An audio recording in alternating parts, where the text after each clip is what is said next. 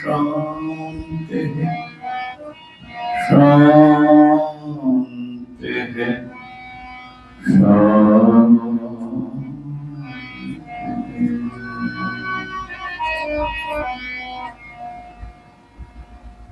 नारायण समारंभाम् शंकराचार्य मध्यमाम् अस्मदाचार्य पर्यन्ताम् वन्दे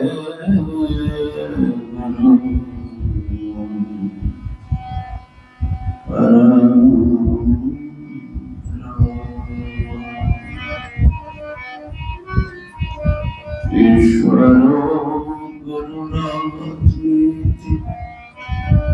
मूर्तिभेद विभागिने व्योमवत् व्याप्तदेहाय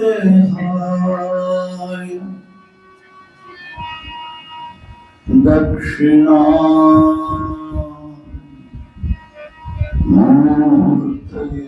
नमः।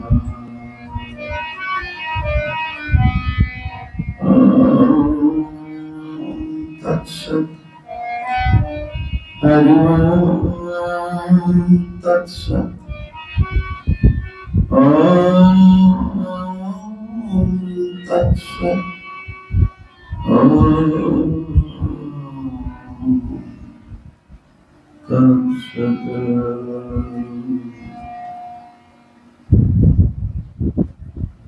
हरि ओम हरि ओम हरि ओम।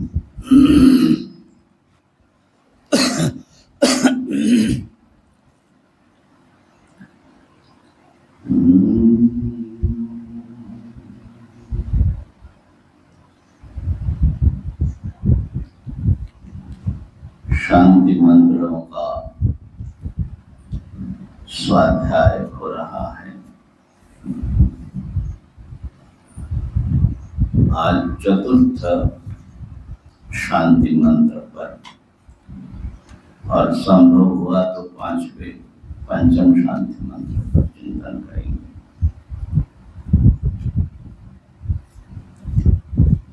चतुर्थ शांति मंत्र एक बार पढ़ लेते हैं।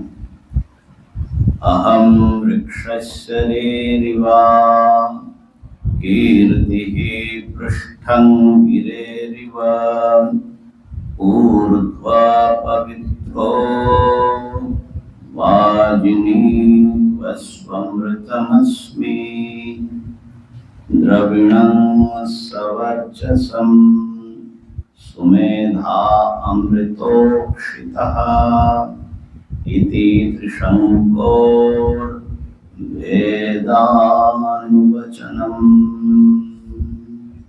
ॐ शान्तिः शान्तिः शान्तिः।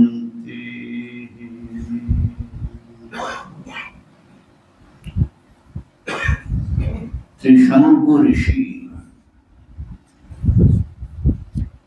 आत्मज्ञान को प्राप्त करने के बाद अपने स्वानुभव का जो उद्गार प्रकट किया वो यह शांति मंत्र है। इति त्रिशंकोर वेदानुवचनम। यह त्रिशंकु का वेदानुवचनम, वेद माने ज्ञान, जानना, जानने के बाद अनुमाने बाद वचनम कथनम, क्या कह रहे हैं देखिए। अहम वृक्षस्य रेरिवा, मैं वृक्ष का प्रेरयिता हूँ।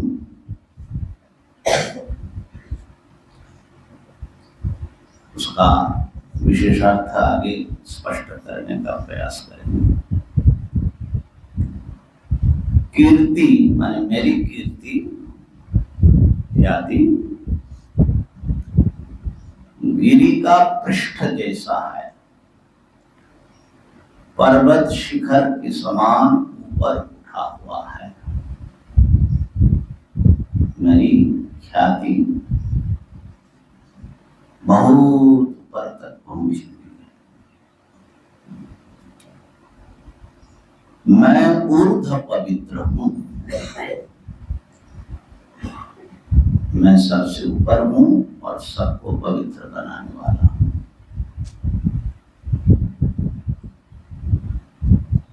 ऊर्ध्व पवित्रो और वाजिनी व सुम अमृतमस्मि। सूर्य में जिस प्रकार परमात्मा तत्व अपने सर्वोत्कृष्ट रूप में प्रकट है, सु ऐसा ही वो विशुद्ध आत्म तत्व मैं हूं। सूर्य में जो ब्रह्म तत्व है वही तत्व मेरा भी स्वरूप है।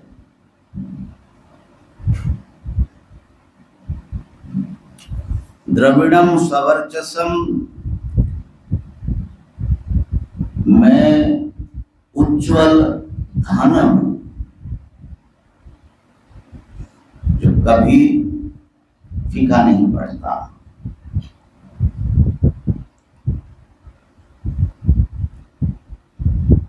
सुमेधा हूं माने सर्वज्ञ हूं, अमृत अव्यय हूं। इस प्रकार त्रिशंकु का ज्ञान के अनंतर ये वचन है।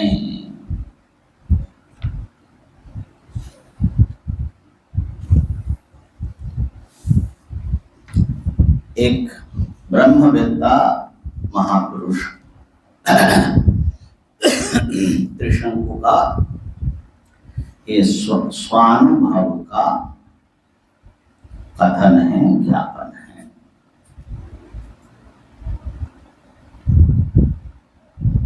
ये तैत्तिरीय उपनिषद की प्रथम वल्ली में 10वां अनुवाक है ये मंत्र, और इस पर भगवान भाष्यकार का भाष्य प्राप्त होता है। ये हमारे लिए बड़े सौभाग्य की बात है, उसी से हम अर्थ करेंगे।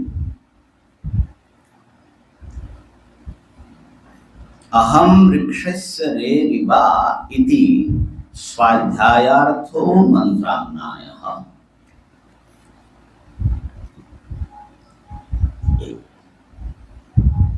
ये जो मंत्र का कथन है, ये अहम वृक्षस्य रेरिवा, इसका प्रयोजन है स्वाध्यायार्थ माने जपार्थ, पाठ के लिए इसका प्रयोग होता है। क्यों पाठ करें? स्वाध्यायश्च विद्योत्पत्तये प्रकरण।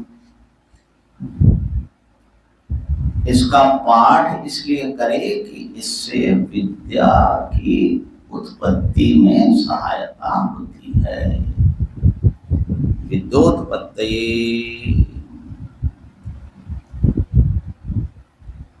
विद्यार्थम ही इदं प्रकरणम न च अन्यार्थत्वम अवगम्यते। क्योंकि ब्रह्म विद्या के लिए ही ये प्रकरण अभी जो प्रारंभ हो रहा है, तैत्तिरीय उपनिषद का जो आगे ब्रह्मवल्ली आदि सब शुरू होगा, तो वो जो है, और ये पूरा तैत्तिरीय उपनिषद ही विद्या के लिए, ब्रह्म विद्या के लिए है। तो इसका स्वाध्याय माने जप करने से कैसे ब्रह्म विद्या की उत्पत्ति होगी, ब्रह्म ज्ञान की उत्पत्ति होगी। स्वाध्यायेन च विशुद्ध सत्वस्य विद्योत्पत्तिर अवकल्पते। स्वाध्याय से जो विशुद्ध हो चुका है, सत्व माने जिसका अंतस शुद्ध हो चुका है, इसके जब ये भी मंत्र है, उपनिषदों का भी स्वाध्याय है, और भी जो हम करते हैं शुद्धि के लिए, आत्मशुद्धि के लिए, कर्मयोग, भक्ति योग आदि, इनसे जिनका सत्व माने अंतःकरण निर्मल हो चुका है, उन्हीं को विद्या की उत्पत्ति उन्हीं में देखी जाती है। अपकल्पते, अशुद्ध चित्त के हृदय में विद्या प्रकट नहीं हो सकती।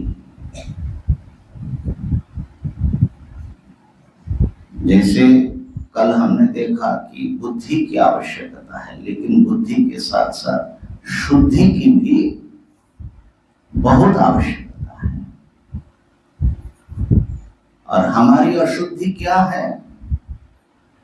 तो सबसे जो बड़ी अशुद्धि है वो तो राग और द्वेष है, एकदम स्थूल है। हम अपने पसंद नापसंद से इतना घिरे होते हैं कि इसमें व्यावहारिक सत्य का भी प्रकाश नहीं हो सकता, तो परम सत्य का प्रकाश कैसे होगा? क्योंकि पसंद नापसंद से हमारी दृष्टि, हमारी बुद्धि, जैसे कोई चश्मा पहन ले, रंगीन चश्मा पहन लेगा तो सब रंगीन दिखेगा उसको।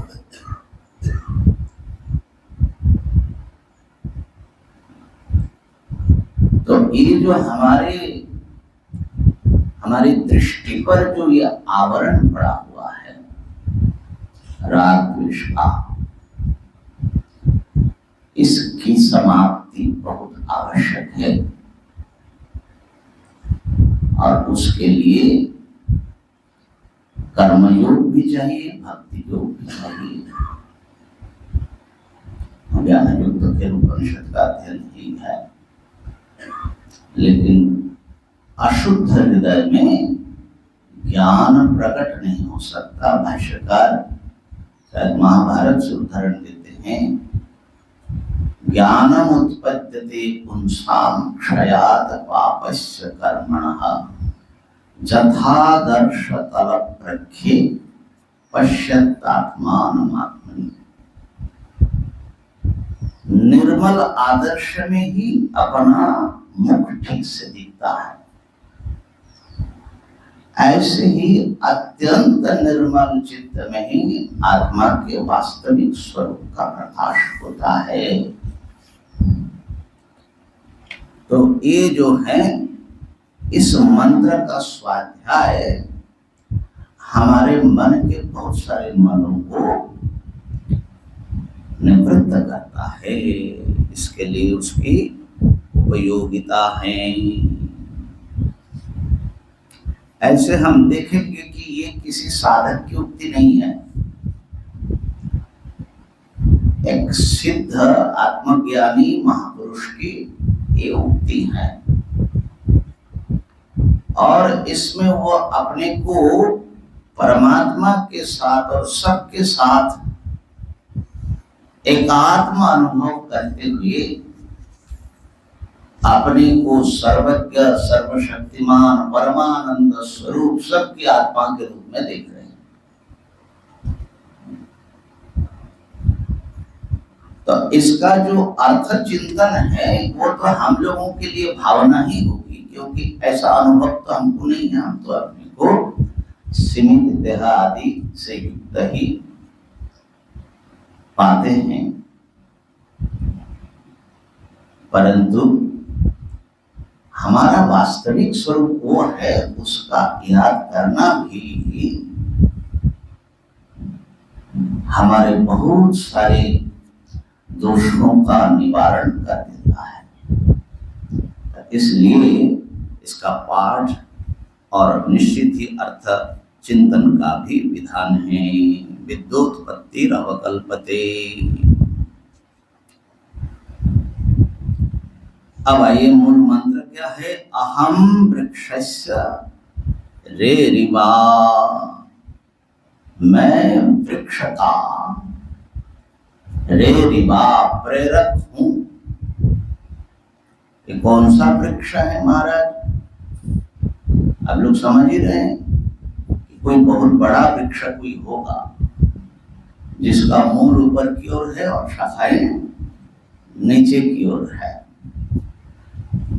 तो भाष्यकार लिखते हैं वृक्षस्य उच्छेदात्मकस्य संसार वृक्षस्य।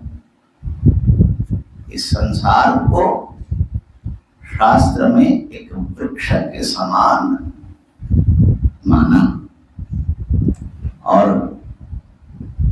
बहुत जगह पर है। गीता जी में सबसे प्रसिद्ध है, आप लोगों का परिचित है।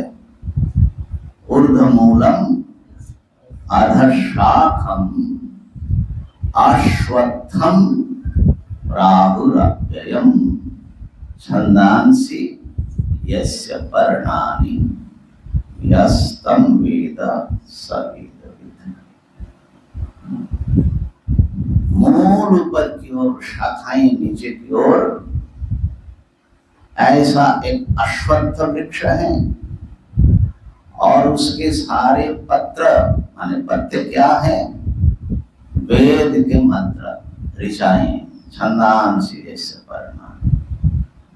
उस वृक्ष को जो मूल सहित जान लेता है वही वेदविद है, वेद का यथार्थ अनुभव ज्ञान रखने वाला है।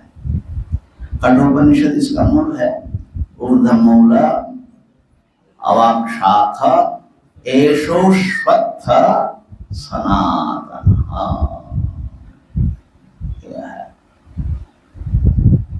तो वृक्ष शब्द का अर्थ भगवान भाष्यकार बता रहे। वृक्ष शब्द जो निष्पन्न होता है, वृक्ष तो हम जानते ही हैं, वृक्ष माने पेड़ है, वृक्ष है, लेकिन उसका जो धातु है वो वृक्ष धातु से बनता है।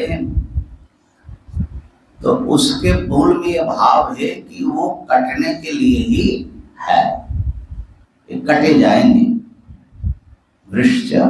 इसलिए संसार वृक्षस्य उच्छेदात्मकस्य, माने हम जानते हैं कि वृक्ष बड़ा हुआ, बूढ़ा हुआ, फिर कटे जाएंगे, नष्ट होंगे, लेकिन ये संसार जो है हमेशा ऐसा ही रहता है, हम सोचते हैं। लेकिन ये भी निरंतर उच्छिन्न होते रहते हैं, उसका विनाश होता रहता है। अश्वत्थम जो भगवान ने कहा, अश्वत्थम, तो श्वत्थ माने जो कल रहता है, स्व माने कल संस्कृत में, और न श्वत्थ माने जो कल नहीं रहता है। आज बहुत लोगों ने गंगा जी में डुबकी लगाया, कल डुबकी लगाने जाएंगे तो उसी जल में डुबकी लगेगी कि नहीं लगेगी, है ना? कितना जल बह गया। और आज जो डुबकी लगाया, क्या कल यही डुबकी लगाएगा? हाँ, इसमें हम लोगों को समझने में कुछ गड़बड़ी होती है।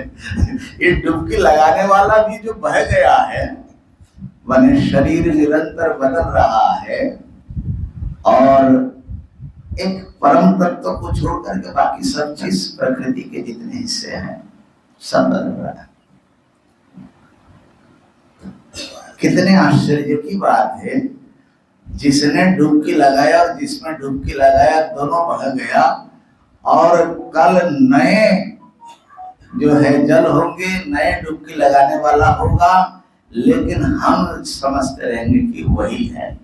यही भ्रांति है, संसार की नित्यता का भ्रम है। इसलिए याद दिला रहे हैं कि संसार वृक्ष उच्छेदात्मक है। इस विराट संसार वृक्ष का इसका रेरिवा प्रेरिता मैं हूं। इस संसार वृक्ष को माने अंतर्यामी आत्मा। आप कह सकते कि महाराज ये कैसे हैं, मैं कैसे पूरे संसार वृक्ष का प्रेरक हो सकता हूं? मुझे तो अपना शरीर ही चलाना नहीं आता, अपने मन को ही ध्यान में लगाना नहीं आता, अपने श्वास को चलाना आता है? कितना देर चला पाओगे? अपना शरीर, इंद्रिय, मन, अपने जीवन के क्या चीज हम चला रहे हैं? बार बार विचार करके इस भ्रांति को मिटाना चाहिए। हम आंखों से देखते हैं, समझते हैं कि हम अपनी ताकत से देख रहे हैं। आंखें जब कमजोर होने लगती हैं तब क्या करते हो? जब दृष्टिहीन हो जाता है तब क्या करोगे? तब अपनी ताकत समझ में आएगा, है ना? तो हम लोगों को ठोकर खाने के बाद कुछ समझ में आ जाए तो आ जाए, लेकिन बहुत लोगों को ठोकर खाने के बाद भी समझ में नहीं आता। तो कह रहे हैं कि देखो, मैं इस पूरे संसार का, ब्रह्मवेत्ता ऋषि बोल रहे, मैं हूं इसका अंतर्यामी।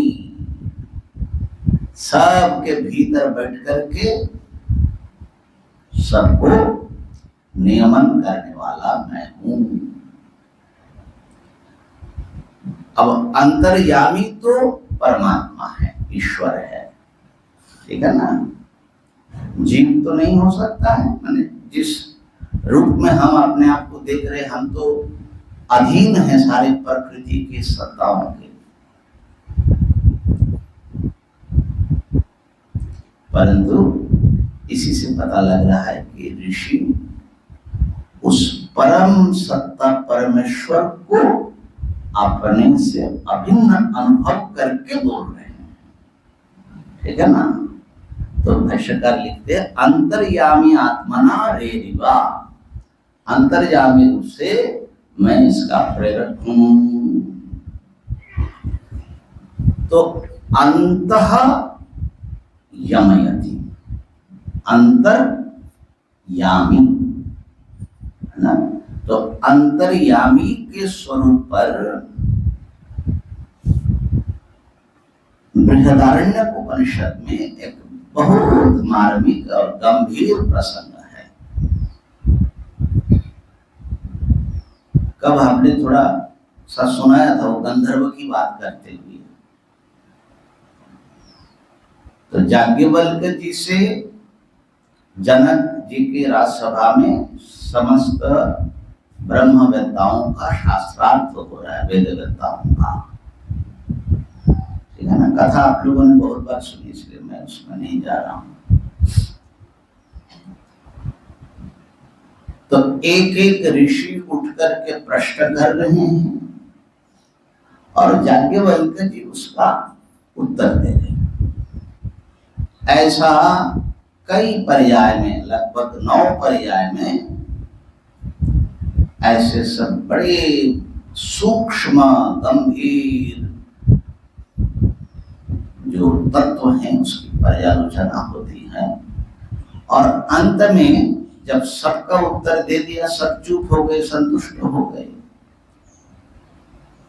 अब याज्ञवल्क्य जी सबको प्रश्न करते हैं, ठीक है, आप लोगों का जो प्रश्न था मैंने समाधान कर दिया, तो इससे कोई विजयी हुआ ये तो सिद्ध नहीं होता है, क्योंकि आपने जो पूछा वो मैंने बता दिया। मैंने आपको जो ज्ञान है वो मेरा उतना ही ज्ञान है, लेकिन ये जो 1000 गाय हैं वो तो वही ले जाएगा जो सबसे ब्रह्मिष्ठ होंगे, है ना? तो इसलिए अब मैं प्रश्न रखता हूं, चाहे कोई अकेले इसका उत्तर दे दे या आप सब लोग मिल करके सलाह करके उत्तर दे दे। याज्ञवल्क्य जी का अध्ययन जो है एकदम तेजस्वी अध्ययन है, सबको चैलेंज एक साथ में दे रहे हैं। अब उन्होंने फिर प्रश्न किया, इन लोगों ने उत्तर नहीं दे पाया, तो याज्ञवल्क्य जी विजयी हुए। तो ये तो उसमें एक प्रश्न ये आता है, ये शायद अष्टम ब्राह्मण में होगा, शायद ये सप्तम ब्राह्मण में, माने ये तृतीय अध्याय के बृहदारण्य का ये प्रसंग है। उसमें उद्दालक ऋषि प्रश्न पूछते हैं। उन्होंने प्रश्न पूछा, पहले तो वायु के बारे में पूछा, जिसके बाद हमने कहा, फिर कहा कि उस गंधर्व ने जो हमारे गुरु पतंजल काव्य की पत्नी में आविष्ट होते थे, उन्होंने पूछा कि काव्य, क्या तुम उस अंतर्यामी को जानते हो?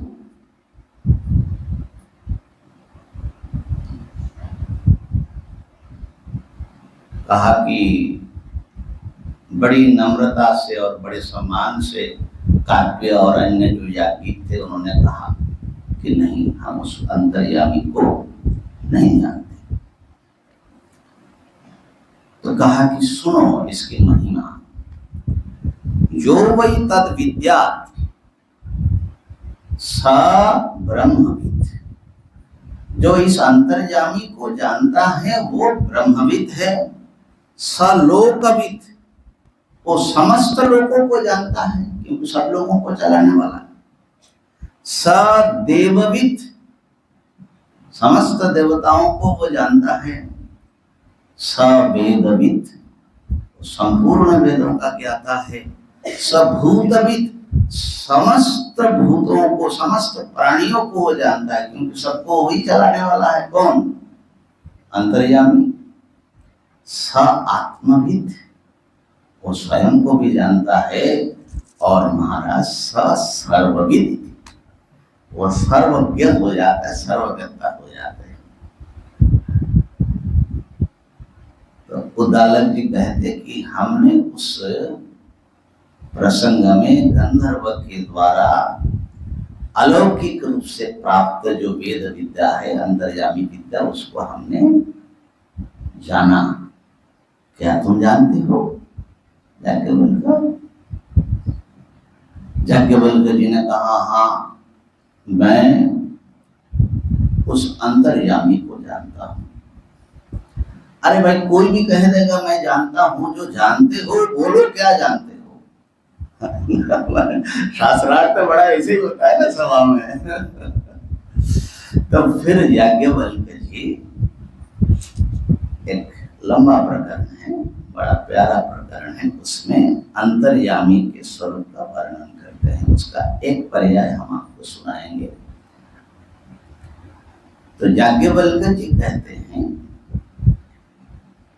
यह पृथिव्याम तिष्ठन् पृथिव्या अंतरः यम पृथिवी न वेद यस्य पृथिवी शरीरम यह पृथिवीम अंतरो यमयति एष ते आत्मा अंतर्यामी अमृतः। सुनो उद्दालक जी, जो पृथ्वी में रहता है, अंतर्यामी कौन है? जो पृथ्वी में रहता है। प्रश्न हुआ कि पृथ्वी में तो हम सब लोग हैं। हाँ, लेकिन पृथिव्या अंतरः, पृथ्वी के भीतर रहता है, पृथ्वी से भीतर, उसके भीतर प्रविष्ट है। पृथिव्या अंतरः। तो कहा कि पृथ्वी के भीतर तो पृथ्वी देवता होते हैं, जैसे हमारे शरीर के भीतर हम है ना, ऐसे ही पृथ्वी के भीतर एक पृथ्वी देवता है, देवसत्ता।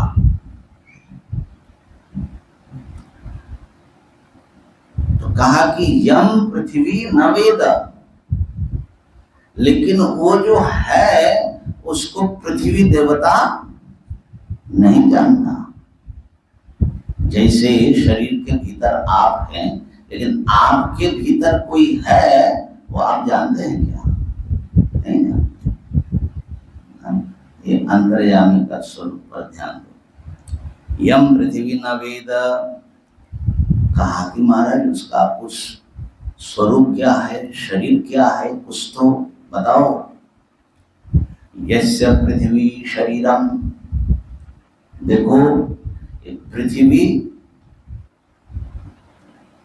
और पृथ्वी के भीतर रहने वाले जो पृथ्वी देवता हैं, ये सब उसका शरीर है। माने हम लोगों का जो शरीर हम मानते हैं, ये शरीर हमने अपने कर्म के द्वारा प्राप्त किया है भगवान से। तो भगवान का ऐसा कोई विशिष्ट शरीर नहीं है, क्योंकि उनको कोई कर्म का भोग करना नहीं है। उनको तो सबको भोग देना है, सबको चलाना है। तो जो सबका शरीर है, सबकी इंद्रियां हैं, वही परमात्मा का शरीर और इंद्रियां है। इसीलिए सर्वतः पाणिपादम तत् सर्वतक्षी शिरोमुखम बोलते हैं ना 13 अध्याय में, कि सारे मस्तक उन्हीं के मस्तक है, सब और उनके ही मस्तक है, उनकी आंखें हैं, उनके ही हाथ है, उनके ही पैर है।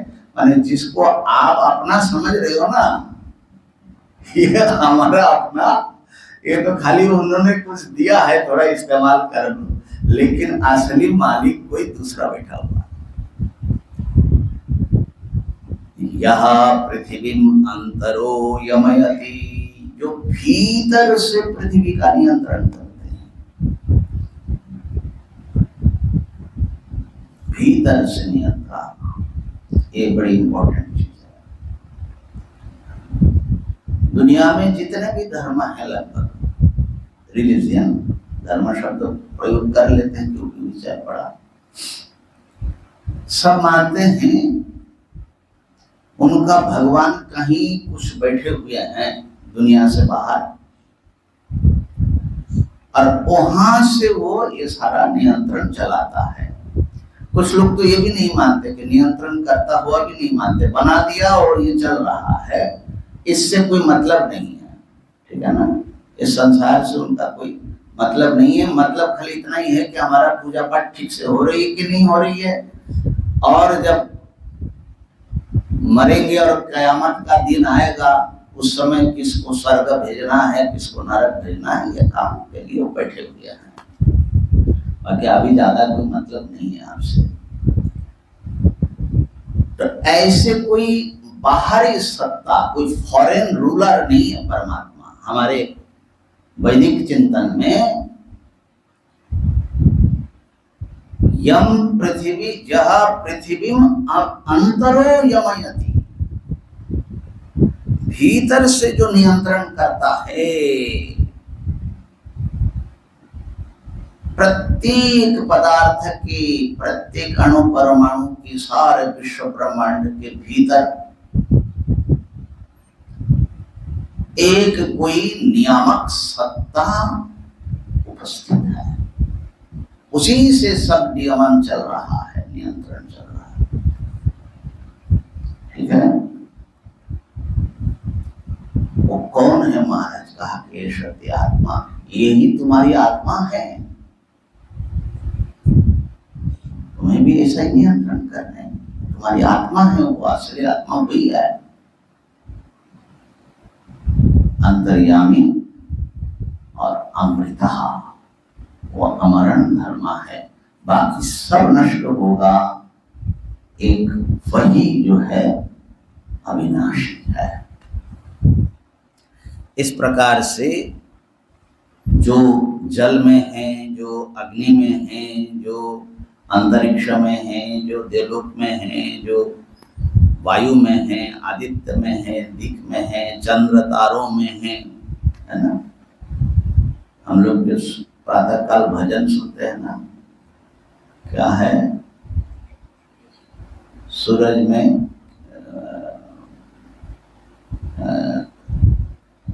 प्रकाश जिसका, आभास जिसका, ऐसा सब बड़ा सुंदर पद है उसके भजन में, है ना। वही आत्मा सच्चिदानंद मैं हूँ, वही आत्मा सच्चिदानंद मैं हूँ। शिवोऽहम् शिवोऽहम् शिवोऽहम् शिवोऽहम्।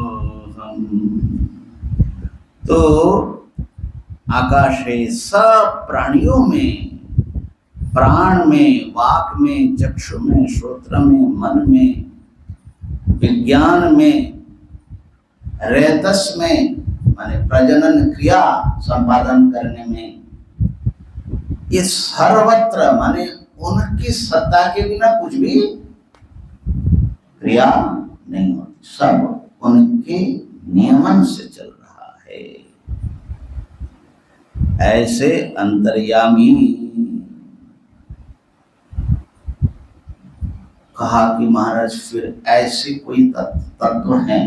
देखो ये तो जगत दिख रहा है स्थूल, जो हम इंद्रियों से ग्रहण करते हैं, इसके भीतर कुछ नियम इनको नियंत्रण करते हैं, जिसको हमने देवता करके समझा।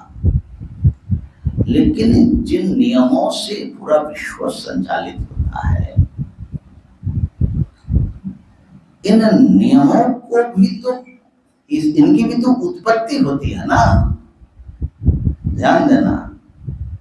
माने भाई अगर बिग बैंग से भी मानो सृष्टि हुई, तो पहले तो नियम प्रकट होगा कि नहीं होगा, किन विधियों से ये जगत चलेगा। तो वो जो विधान है वही विधाता ब्रह्मा जी, उन्हीं के अवयव है सारी विधियां, समझ रहे हैं।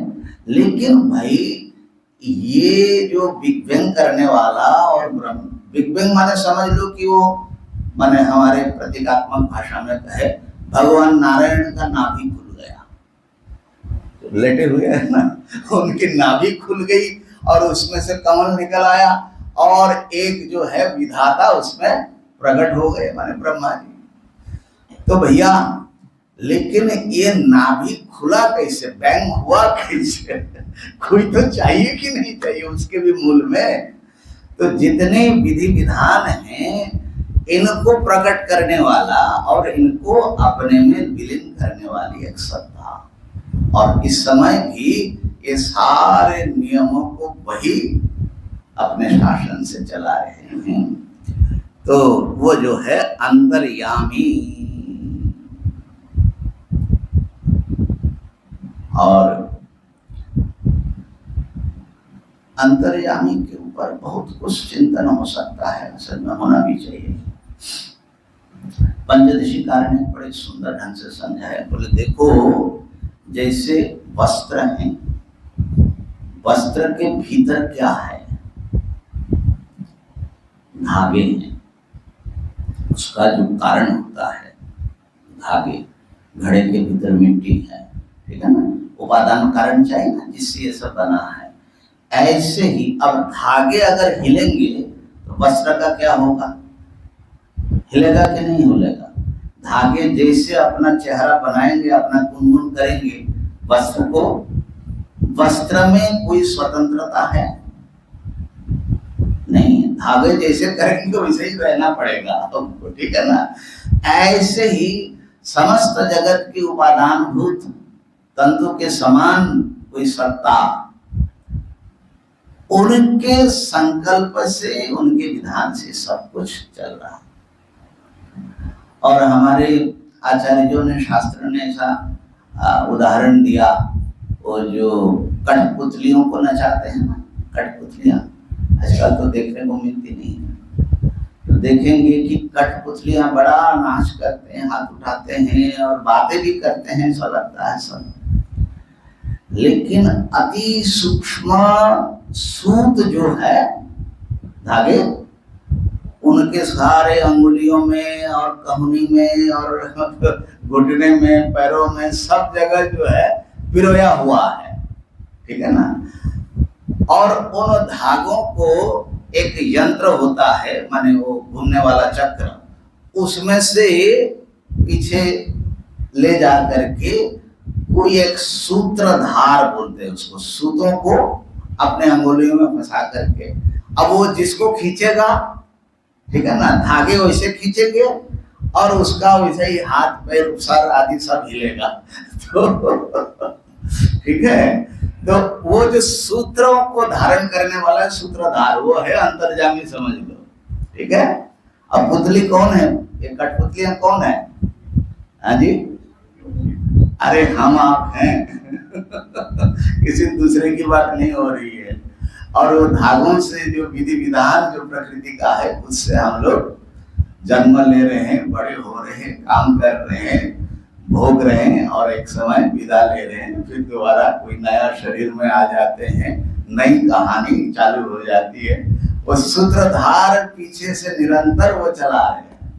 ठीक है ना, ईश्वर सर्वभूतानां हृद्देशेर्जुन तिष्ठति भ्रामयन् सर्वभूतानि यंत्रारूढ़ानि मायया, यंत्रारूढ़ानि भूतानि भ्रामयन्, ये यंत्र पर चाक पर चढ़ाए हुए हम लोगों को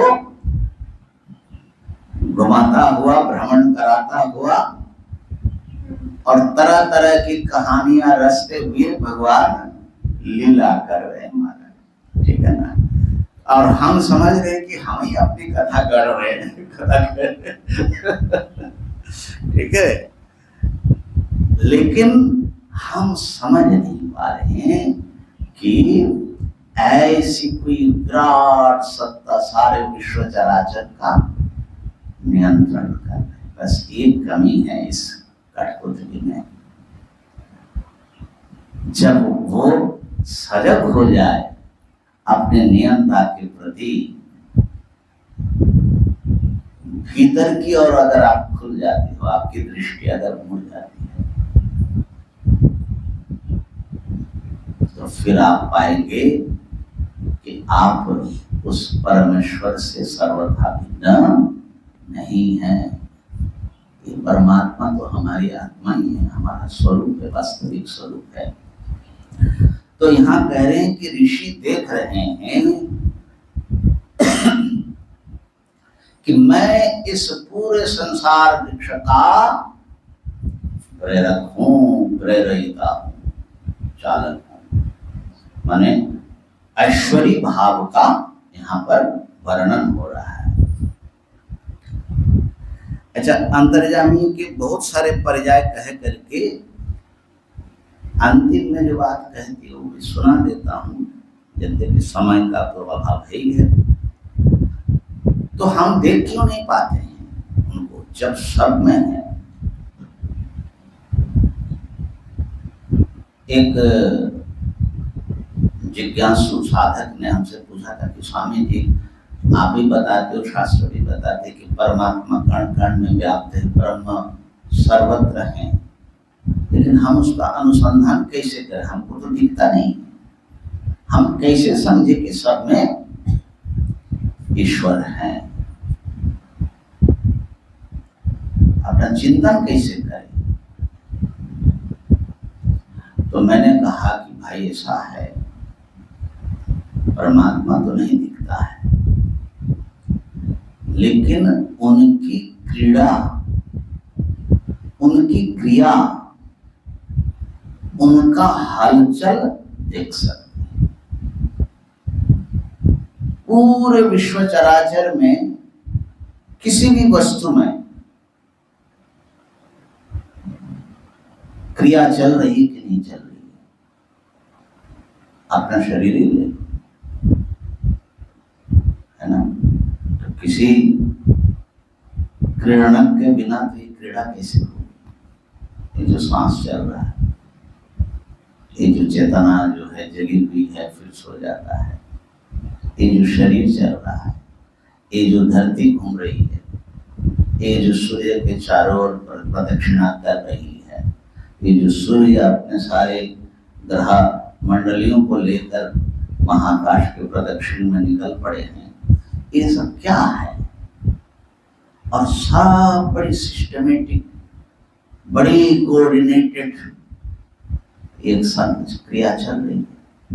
ये जो विराट क्रिया है ना, आज प्रातः कल हम उसी पर आपका ध्यान खींचने की कोशिश कर रहे थे, लेकिन उसके लिए बैकग्राउंड चाहिए सुनने का। जो वहां चल रहा है वही यदेवेह, यहां पर जो है तदमुत्र। अगर इस क्रिया शक्ति पर भी आपका ध्यान चला जाए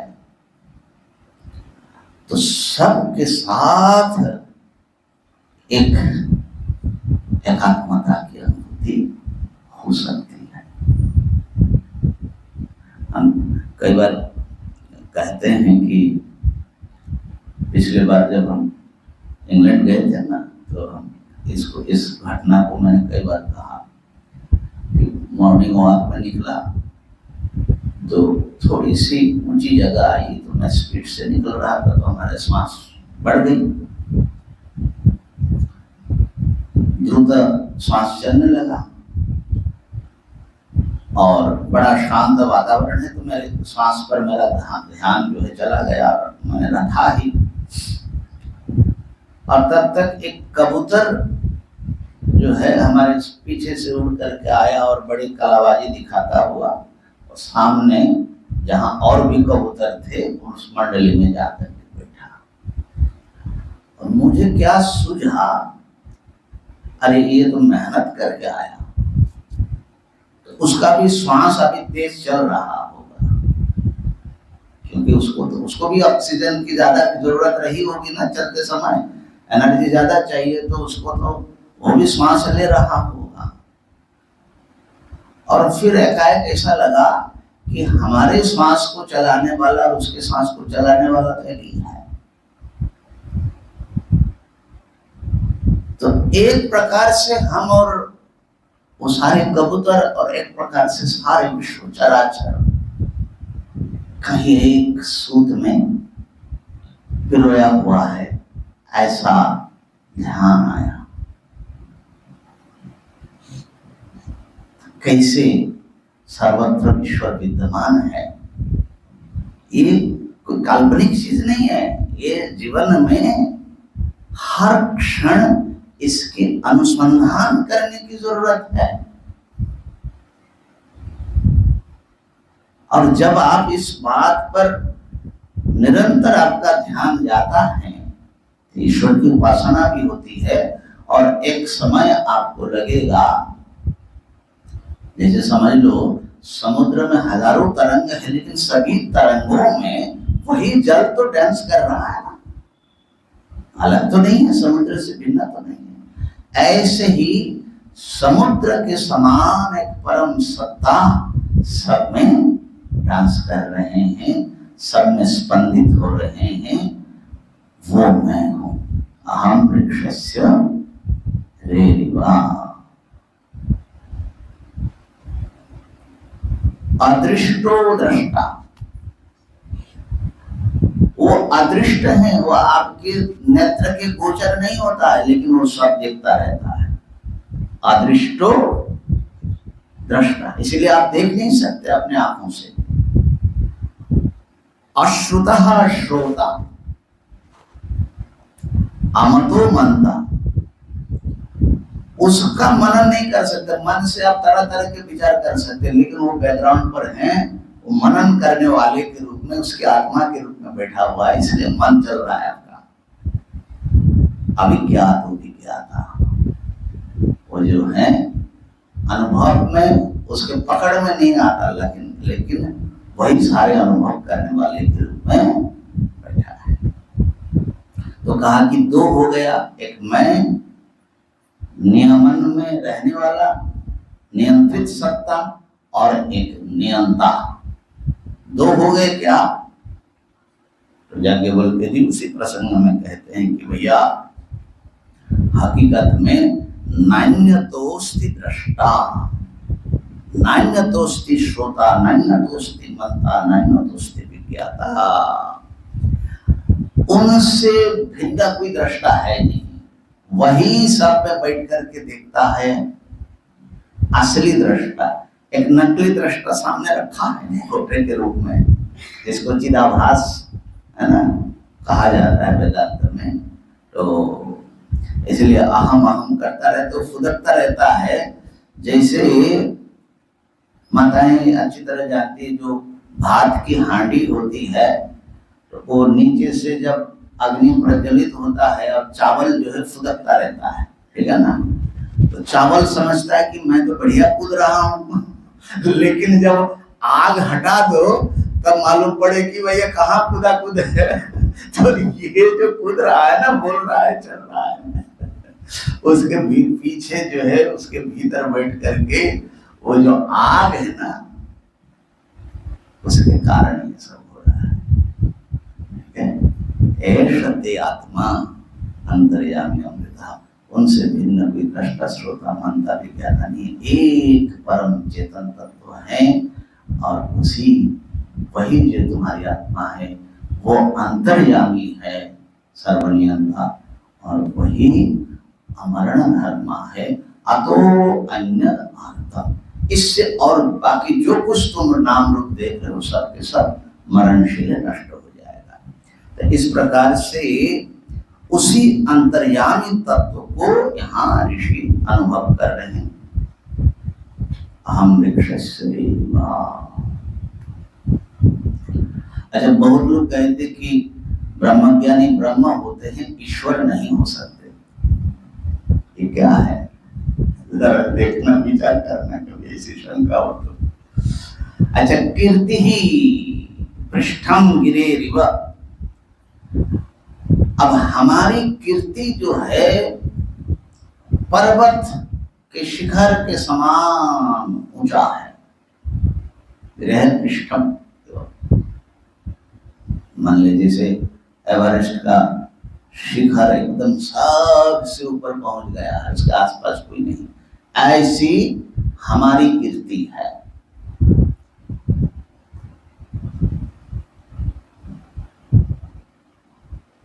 माने भगवान की कीर्ति है ना।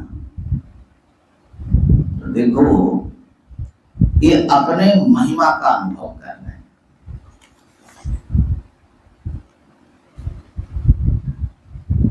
भगवान श्री कृष्ण कहते हैं पंचदश अध्याय में, यस्मात् क्षरमतीतोऽहम् अक्षरादपि चोत्तमः अतोऽस्मि लोके वेदे च प्रथितः पुरुषोत्तमः। क्योंकि मैं जो क्षर माने क्षरणशील विनाशी जो जगत है, इससे अतीत हूं मैं मरता नहीं, बल्कि ये सारा जन्म और नाश मेरे देखरेख में हो रहा है। मैं अध्यक्षेण अक्षरादपि चोत्तमः, और जो अक्षर माया शक्ति है उससे भी मैं उत्तम हूं, उससे भी ऊपर हूं, और उसको भी सत्ता स्फूर्ति देने वाला, उसको चलाने वाला क्षर और अक्षर। इसलिए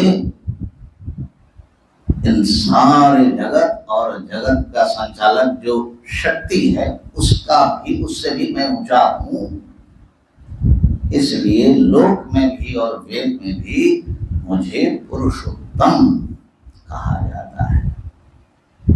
उत्तम पुरुष, विराट पुरुष, महावंदे महापुरुषते चरणारविंदम। हम लोग समझते हैं कि मैंने महापुरुष की चरण वंदना है। महापुरुष माने महाश्च असो पुरुषः, माने जो अपरिच्छिन्न पुरुष है उसकी वंदना वहां हो रही है, और उन्हीं का फिर अवतार रूप में भी होता है। तो हमारी कीर्ति बहुत उच्च स्तर पर है, माने जो कुछ है वो हमारी कीर्ति है। हम लोग अपनी कीर्ति क्या समझते हैं? आपने कोई मकान बना लिया, परिवार बसाया, कुछ बैंक बैलेंस किया, किसी पद पर पहुंचा, फिर रिटायर भी हो जाएंगे, लेकिन कहते रहेंगे कि हमने ये किया वो किया, ऐसा है ना। अब दूसरा कोई हमारी ख्याति न करे हम तो करते ही रहते हैं अपनी ख्याति, लेकिन अगर सोचो कि भगवान अगर ख्याति अपना करे तो कैसा करेंगे? अरे जो कुछ है वो तो सब मैं ही हूं, है ना। अतोस्मि लोके वेदिच प्रथित पुरुषोत्तम, इसीलिए मुझे पुरुषोत्तम कहा जाता है, माने सर्वश्रेष्ठ पुरुष। तो इसी परमात्मा की सब महिमाएं हैं, जो कुछ है। और जो जहां जैसे भी स्तुति करता है भगवान को, जो भी समझ करके ना, स्तुति माने गुण कीर्तन, वही कीर्ति है। कीर्तन, जो कीर्तन किया जाता है उसको कीर्ति कहा जाता है। तो वो सब इसी परमात्मा की ही कीर्ति है। माने ईसाई अपने गॉड के लिए जो कुछ स्तुति करता है, इस्लाम अल्लाह की महिमा में जो कुछ गाया है या जो करता है, और हमारे हिंदुओं में कृष्ण भक्त कृष्ण की स्तुति करता, राम भक्त राम की, शिव भक्त शिव, जो जहां कुछ स्तुति कर रहे हैं ना, किसकी स्तुति कर रहे हैं? मेरी स्तुति कर रहे हैं। ऋषि कह रहे हैं कि ये सब मेरी कीर्ति है। क्यों? क्योंकि मैं सर्वात्मा हूं, और इसीलिए वस्तुतः मेरी स्तुति ठीक ठीक कोई कर भी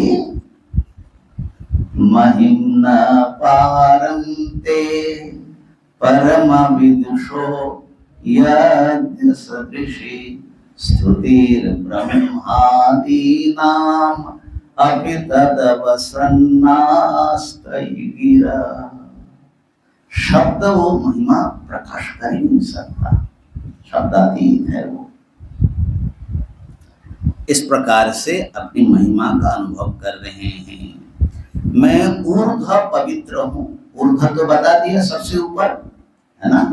इसको कारण स्वरूप में लेते हैं, कारण। और पवित्र माने सबको शुद्ध करने वाला। परम पवित्र तो परमात्मा ही है, जिसमें किसी भी प्रकार के कोई दोष तीन काल में नहीं लगा। ठीक है। यहाँ तक कि अविद्यादि मल भी उनमें नहीं है। उनमें अविद्या या माया है, ये अविद्या में रह करके हम लोग उनको आरोप करते हैं।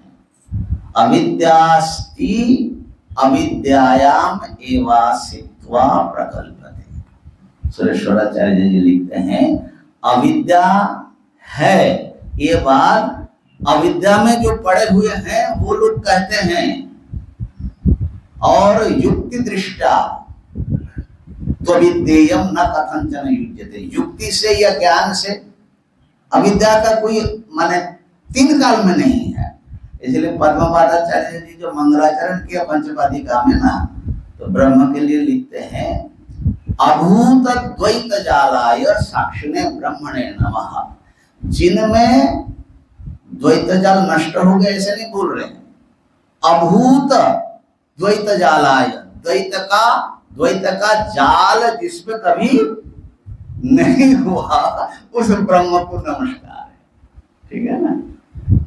तो ऐसे परम शुद्ध और सर्व कारण कारणम मैं हूं।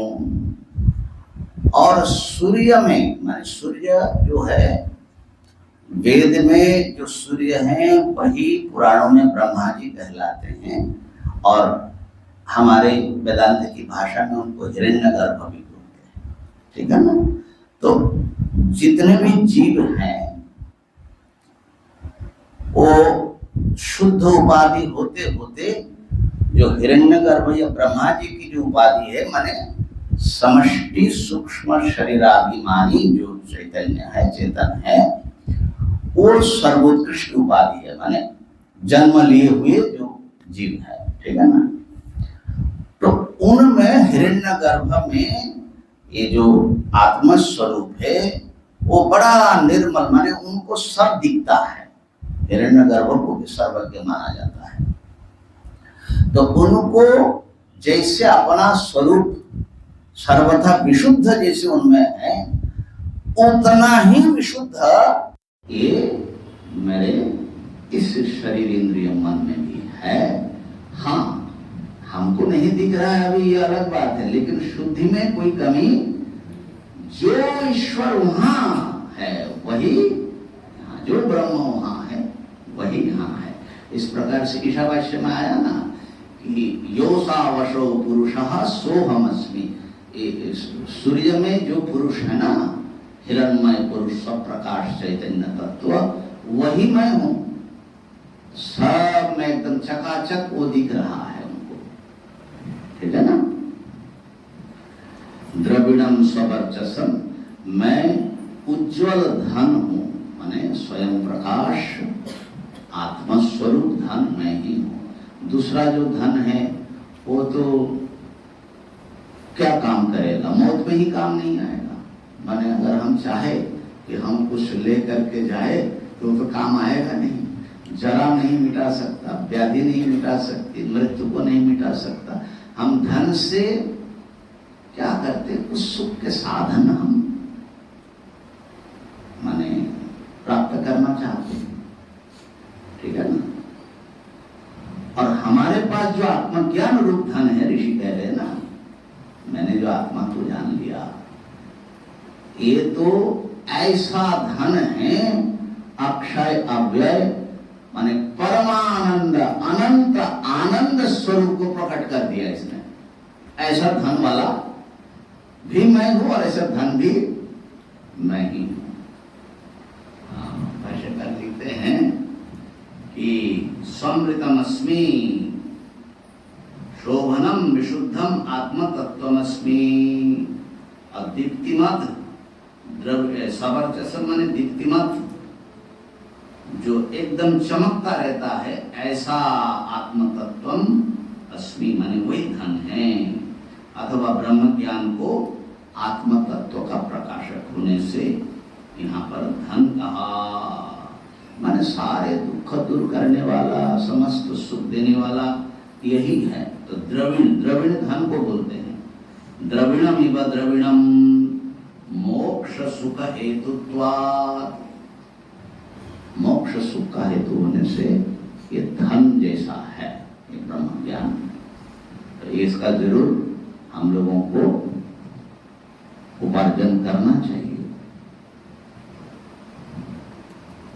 अच्छा, परमं ब्रह्म जैसे सर्वात्मनो मम, उर्दू पवित्र में बताया मैं सर्वात्मा हूं, मेरा ही स्वरूप ऐसा है। सुमेधा, मैं सुमेधा हूं। सुमेधा क्या है? शोभना मेधा सर्वज्ञत्व लक्षणा यस्य मम सोहम सुमेधा। सुमेधा, सु माने शोभनम, शोभन माने बहुत सुंदर। तो मेधा या ज्ञान सुंदर, सबसे सुंदर कब होता है? जब वो सर्वज्ञता का रूप होता है। सर्वज्ञत्व लक्षणा, ऐसा मेधा वाला मैं हूं, माने मेरे ज्ञान के बाहर कुछ भी नहीं। और इसकी महिमा भी देखो, भाष्यकार लिख रहे हैं, संसार स्थिति उत्पत्ति उपसंहार कौशल योगा सुमेधस्तम। ये ज्ञान ऐसा है कि इस ज्ञान से पूरे संसार की सृष्टि कैसे किया जाए, इसका पालन कैसे किया जाए और इसका उपसंहार कैसे किया जाए, ये सारा कौशल इस ज्ञान में प्रकाशित है।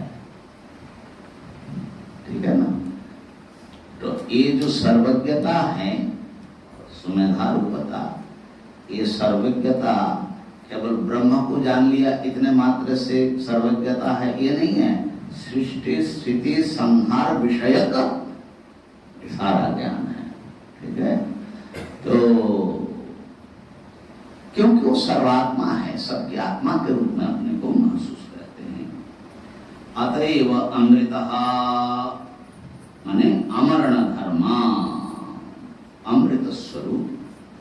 अक्षितः माने अक्षीण, सुमेधा अमृतोक्षितः।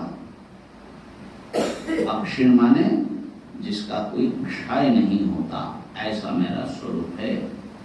अक्षत होगा अथवा जिसका में कोई क्षय नहीं, माने क्षत नहीं होगा। अमृतेन वा उक्षितः सिक्तः अथवा अमृतोक्षितः, अमृत उक्षित शब्द भी यहाँ ले सकते हैं। उक्षितः माने सिक्तः, तो अमृत माने आनंद स्वरूप था। मेरा स्वरूप ऐसा है कि इसमें अमृत लबालब भरा हुआ है, उसी से सना हुआ है, माने परमानंद स्वरूप है। मैं सर्वज्ञ हूँ, मैं अमृत स्वरूप हूँ, मैं अव्यय हूँ, मैं परमानंद स्वरूप हूँ।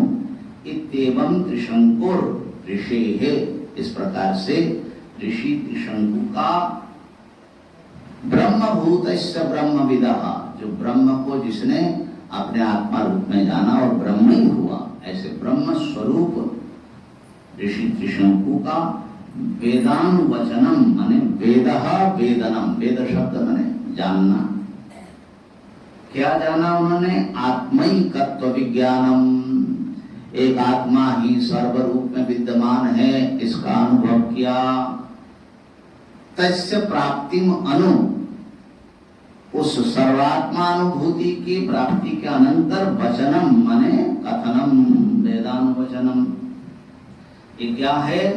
आत्मनः कृतकृत्यता ख्यापनार्थम, माने जो स्वयं कृतकृत्य हो गए, ऐसे दर्शन से आप कुछ करने का कुछ बाकी नहीं, कोई अपूर्णता नहीं है, इसको प्रकाश करने के लिए ये है। जैसे कि वामदेववत, वामदेव ने भी ऐसे ही कहा था, मैं ही सूर्य हुआ था, मैं ही मनु हूँ, मैं सर्वात्मा हूँ। ऐसा आर्षेण दर्शनेन दृष्टः मंत्रामनायः, ऐसे जो आर्ष दर्शन है, आत्म ज्ञानी ऋषि का जो अनुभव है, उसके द्वारा देखा हुआ ये मंत्रामनाय है। आत्मविद्या प्रकाशक, ये आत्मविद्या का प्रकाशक है।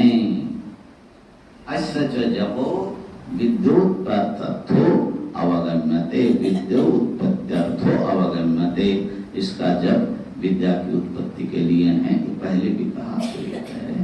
तो इस प्रकार से इसका एक बार अनुवाद सुन लो। मैं संसार वृक्ष का प्रेरयिता हूँ, मेरी कीर्ति पर्वत के पृष्ठ के समान है, मैं ऊर्ध्व और पवित्र स्वरूप ब्रह्म हूँ। सूर्य में जैसा विशुद्ध आत्म तत्व है, वही आत्म तत्व मैं हूँ, और मैं स्वयं प्रकाश आत्मज्ञान रूप धन हूँ। सुमेधा हूँ माने सर्वज्ञ हूँ, अमृत हूँ, अव्यय हूँ, अमृत से सिक्त हूँ। इस प्रकार त्रिशंकु ऋषि का ये ज्ञान के अनंतर ये वचन है। तो यहाँ पर 3 लेयर हम देख सकते हैं। वो अंतर्यामी ईश्वर के रूप में अपने को देख रहे हैं। अंतर्यामी जो होते हैं ना, वो जब जगत है तब जगत का अंतर्यामी माने नियंता, लेकिन जब जगत विलीन हो जाए तो उस समय अंतर्यामी प्रकट, उस समय है कारण ब्रह्म। ये उपाधि भेद है खाली। तो अंतर्यामी या विश्व रूप समझ लो। तो अंतर्यामी के रूप में मैं हूं, और मैं समस्त संसार का मूल कारण के रूप में हूं, और मैं अमृत निरुपाधिक ब्रह्म रूपी हूं, और मैं सर्वज्ञ हूं, मैं सर्वनियंता हूं, मैं परमानंद समुद्र हूं, और सबको मैं आनंदित करता रहता हूं। इस प्रकार से त्रिशंकु ऋषि ने अपने ब्रह्म भाव को जाना था। अब थोड़ा जल्दी जल्दी पूर्णम कर लेते हैं।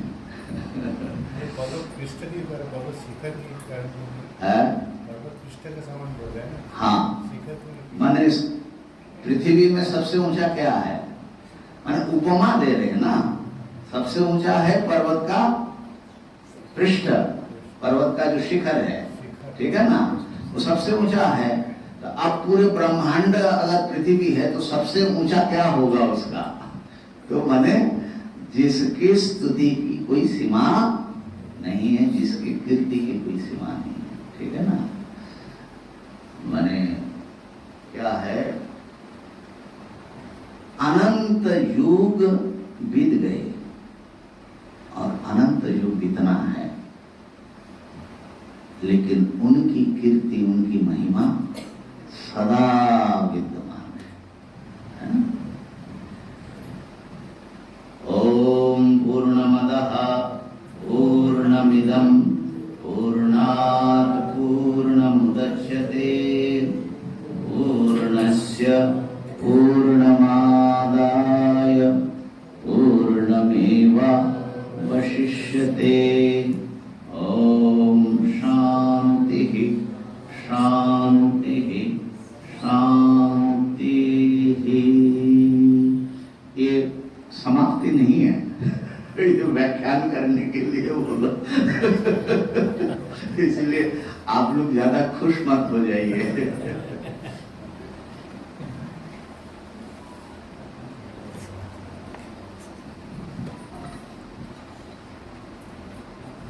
वैसे तो इसका, इस मंत्र के ऊपर मेरे ख्याल से सिर्फ 8 या 9 दिन का जो साधना शिविर है, उसमें हम लोगों ने एक बार इस पर खूब पर्याप्त मंथन किया यहीं पर, ठीक है ना। पूर्णमादः इसी पर शायद 3 दिन हुआ, पूर्णमिदं में 2 दिन हुआ, फिर ऐसा करते करते तो वो जो है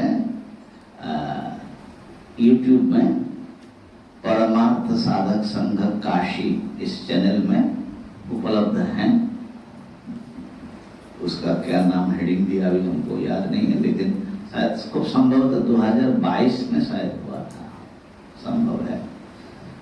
तो जो जिज्ञासु हैं और पूर्णमदः इस मंत्र की गंभीरता को जो समझना चाहते हैं तो जरूर अनुसंधान करें। अब इसका सरल अर्थ सुनिए।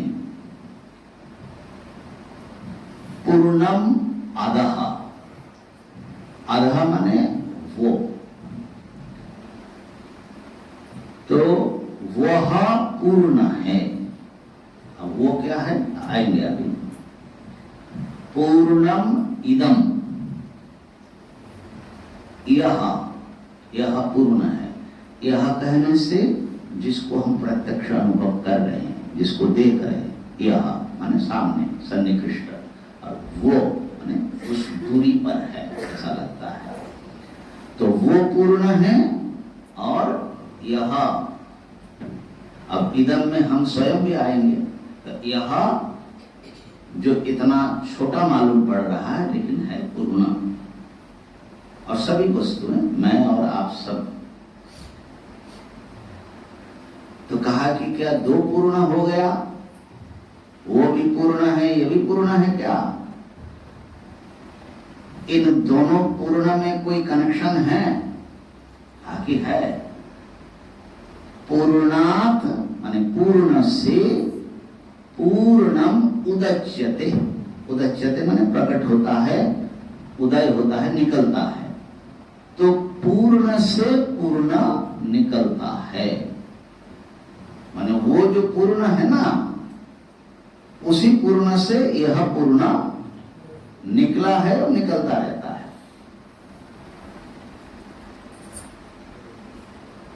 ये प्रथमार्ध हो गया, पूर्ण से पूर्ण निकलता है। द्वितीय चरण क्या है? पूर्णस्य माने पूर्ण के, पूर्णम आदाय, पूर्ण के पूर्ण को लेकर, आदाय माने ग्रहण करके, पूर्णम एव, पूर्ण ही अवशिष्यते, शेष रहता है।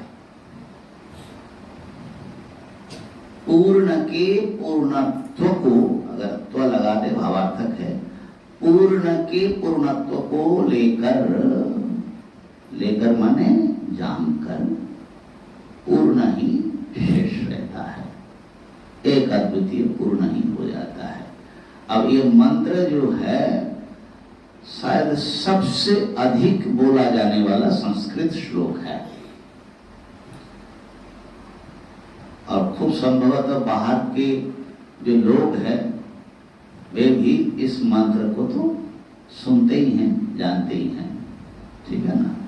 लेकिन अर्थ समझने वाले विरल है, कोई एकाध होंगे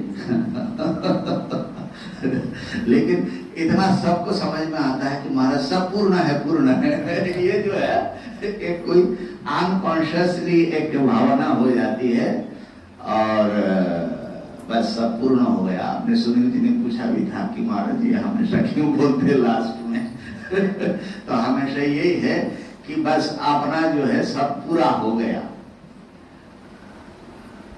तो इसमें पूर्ण शब्द 1 2 3 4 5 6 7 बार प्रयोग है पूर्ण शब्द, ठीक है।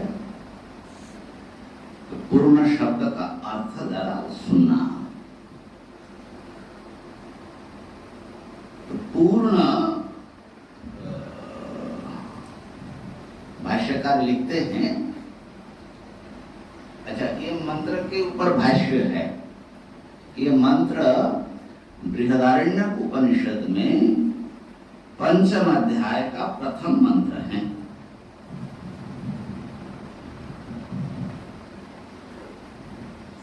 और उस पर बृहदारण्यक पर भगवान शंकराचार्य जी का भाष्य है। तो इसलिए भाष्यकार के अनुसार हम इसका अर्थ संक्षेप में समझेंगे। पूर्णम अधः पूर्णम न कुतश्चित व्यावृत्तम। पूर्ण किसको बोलते हैं? जो किसी से भी अलग नहीं है, कहीं पर भी जिसका अभाव नहीं है, कहीं पर भी किसी भी प्रकार से जो अनुपस्थित नहीं है, उसको बोलते पूर्ण। अभी आ रहे हैं इस पर, थोड़ा यही चिंतन करने से ही पूर्ण शब्द पर चिंतन करोगे तो इसका मुख्य अर्थ आपके हाथ में आ जाएगा। न कुतश्चित व्यावृत्तम, व्यापी इत्येतत्, अर्थात वो व्यापक है, सब में समाया हुआ है, व्याप्त है। निष्ठा च कर्तरी द्रष्टव्या। पूर्ण शब्द जो है त्रि धातु से बना, उसमें अक्त प्रत्यय लगता है, निष्ठा बोलते हैं उसको व्याकरण में, कर्ता के अर्थ में। त्रि का अर्थ होता है प्रीणन या पूर्ण करना, पूर्ण शब्द बोलते भी है ना। और उसमें युड आगम होता है, तो इस प्रकार से जो है वो यकार का नु हो जाता है, ना हो जाता है, तो न जो है वो रेफ होने से मूर्धन्य होता है, तो पूर्णम ये शब्द बनता है। ये खाली जस्ट स्मरण करने के लिए। तो उसका अर्थ होता है पूर्णम माने जो पूर्ण करने वाला है, पूर्णता, कर्ता, जो पूर्ण करता है। अच्छा, पूर्ण जो भरा हुआ है, हम लोग लौकिक भाषा में बोलते हैं। जैसे मान लो एक घड़ा है, घड़े में जल एकदम लबालब भरा हुआ है, एक बूंद भी उसमें जा नहीं सकता, तो हम कहेंगे कि घट पूर्ण है, जल पूर्ण घट है। लेकिन उसमें कमी क्या है? वो जो घट के दीवार है उसके भीतर तो नहीं घुसा, इसलिए जल से सचमुच कोई घट, माने व्यवहार में भले प्रयोग करो लेकिन विचार दृष्टि से तो कुछ कमी रहे ना, माने जल इधर है, उस तरफ तो नहीं है और भीतर भी नहीं है। तो ऐसा एक वस्तु जो भीतर बाहर सर्वत्र हो, कहीं पर जिसका अभाव ना हो। भाष्यकार लिखते हैं कि कुतश्चित न व्यावृत्तम, कहीं से भी वो हटा हुआ नहीं है।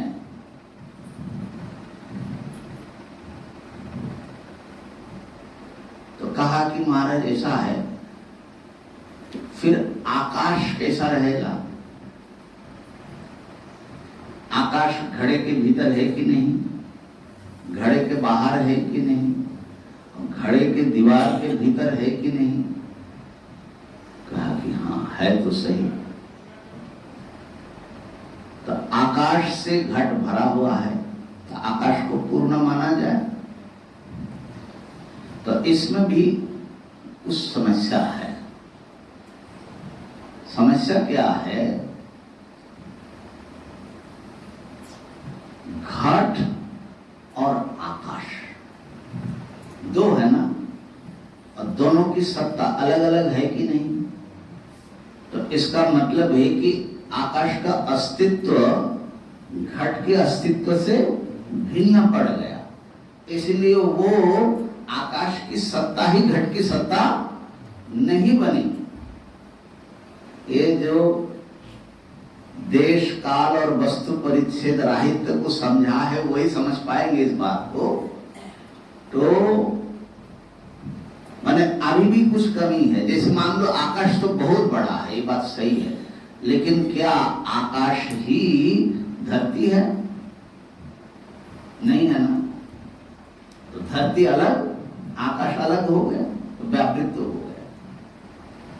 ठीक है, आकाशी सूरज है क्या? आकाशी जल है क्या?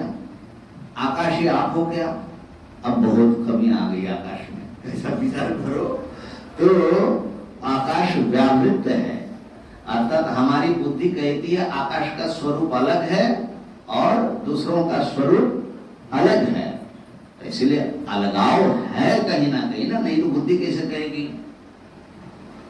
तो इसलिए आकाश भी फेल हो गया। अब कैसे भरे भाई, किससे भरे? तो देखो सरल है, इसे भरना कोई बहुत बड़ी बात नहीं है। अच्छा, घट किससे बना? मिट्टी से। मिट्टी से घड़ा भरा हुआ है कि नहीं? घट में कोई ऐसा कोना या ऐसा कोई कण है क्या जहां मिट्टी नहीं है? घट के ऊपर से खरोचोगे तो क्या निकलेगा? बीच में से खरोचोगे तो नीचे से खरोचोगे, मिट्टी निकलेगा। भीतर से कहीं से भी, उसके गले से, उसके पैंधे से, ऐसी कोई स्थान, ऐसा कोई घट का कण है जहां मिट्टी नहीं है? ऐसा है? ऐसा नहीं हो सकता। अगर मिट्टी हट जाएगा तो घट नहीं रहेगा। तो इसलिए जो कारण माने उपादान कारण होता है, वो कार्य में व्याप्त होता है, वो कार्य को भर करके विद्यमान होता है। अब इस सारे जगत को किसने भरा? आपको खरोचना पड़ेगा हर जगह जाकर, किसी को खरोचना नहीं बोली सब जगह खरोचो, सब जगह जो मिले, ध्यान देना, किसी भी देश में, किसी भी काल में, किसी भी वस्तु में जो सर्वत्र, सर्वदा और सर्वरूप में विद्यमान है, वो मिल जाए तो समझ लेना कि अब पूर्ण को हमने पकड़ लिया। पकड़ लिया, पूर्ण को पकड़ लिया। माने पूर्ण माने ब्रह्म। अच्छा, पूर्ण शब्द और ब्रह्म शब्द जो है, ब्रह्म भी बृहत ना, बृहत माने बड़ा। कितना बड़ा भाई? बोले देश काल वस्तु सबको समा करके वो बैठा हुआ है, माने उससे बड़ा और कोई नहीं। तो क्या मिलेगा सब में?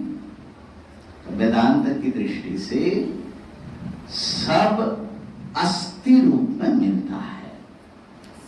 अस्थि, सत, मैं हूं, आप है, पुस्तक है, ये आकाश, ये धरती, ये सूर्य है। अगर अलग हो जाए कल्पना से थोड़ी देर के लिए तो कोई है नहीं होगा। तो है के बिना,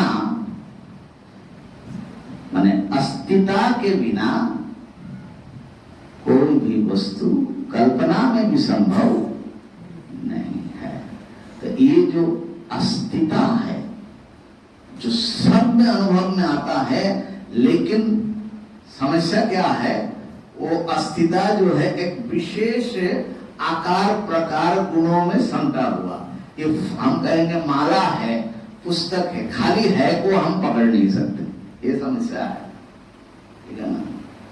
तो ये जो सत है, सत, अस्तित्व, एग्जिस्टेंस, प्योर एग्जिस्टेंस, वो सब देश, सब काल, क्योंकि काल भी तो होगा तब तो उसकी गिनती होगी, ठीक है ना?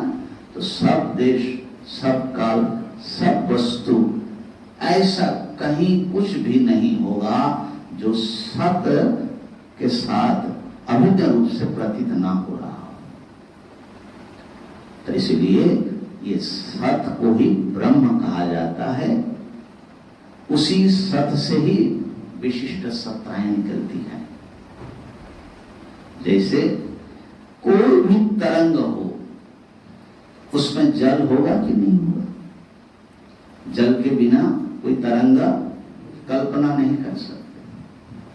ऐसे ही सतरूप जल के बिना ये सारे तरंग है, ये आकाश एक तरंग है, सूरज एक तरंग है, ये सब सत्ता के तरंग है, लहरें हैं, उछल रहे हैं सत्ता, समझ लो थोड़ी देर के लिए। तो ये सब जो है एक पूर्ण अस्तित्व से व्याप्त है। आकाशो अस्ति, आकाश एक बहुत बड़ा तरंग है उसका। कालो अस्ति, अहमस्मि, तो यह है पूर्णता का स्वरूप। थोड़ा थोड़ा समझ गए? अब ये कह रहे हैं कि पूर्णम अधः, अधः माने वो क्यों कह रहे हैं? तो हम जो जगत को देखते हैं ये तो हमारे प्रत्यक्ष अनुभव में है और अपने को भी पाते हैं। तो एक परिच्छिन्न पदार्थ के रूप में, माने सीमित वस्तु के रूप में अनुभव होता है। जैसे पुस्तक है तो पुस्तक कहाँ तक है उसका अस्तित्व? इसी देश में है, वहां तो नहीं है, कुछ कालों के लिए है, न पहले था न बाद में रहेगा, ठीक है ना? और ये पुस्तक के रूप में है, ये टेबल के रूप में नहीं है, मिट्टी के रूप में नहीं है, अन्य रूपों में नहीं है। तो वो एक सीमित देश में, सीमित काल में और सीमित सत्ता रूप में ये है पुस्तक, ठीक है ना? अब जो भी सीमित सत्ता है